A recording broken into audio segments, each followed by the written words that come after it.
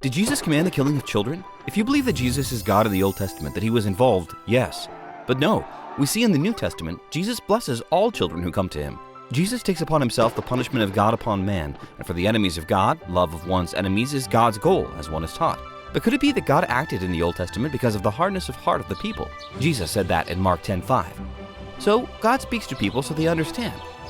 But his long-term plan is peace. In the Quran, Allah gives new orders step by step. It is called abrogation. Could it help you to accept that God also reveals his will step by step in the Bible? God waited 400 years before sending judgment on the Canaanites who did evil and sacrificed their children. This command is no longer valid either, but was a limited punishment for a specific place, not to conquer the world. Interestingly, when the people fled, there was no order to pursue them. Is that a gracious and just God? Well, God also punished the Israelites just as severely when they did the same.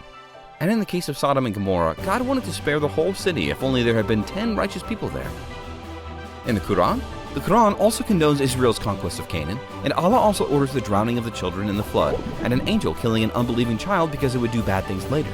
In the Quran itself, there is no direct command or prohibition to kill women and children in war.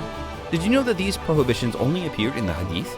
And many Muslims reject all Hadiths because of their problematic content. What do you think of them?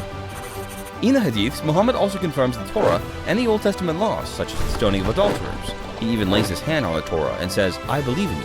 And there are Hadiths that report that Muhammad allowed women and children to be killed in night raids. Look, this was conquered by Israel, and this was conquered by the successors of Muhammad in 100 years. And how often were attacks launched here at night? Here is the most important difference. As a follower of Jesus, your greatest role model on earth is not Moses or David, and you will not conquer other countries with the sword. And who is your greatest role model?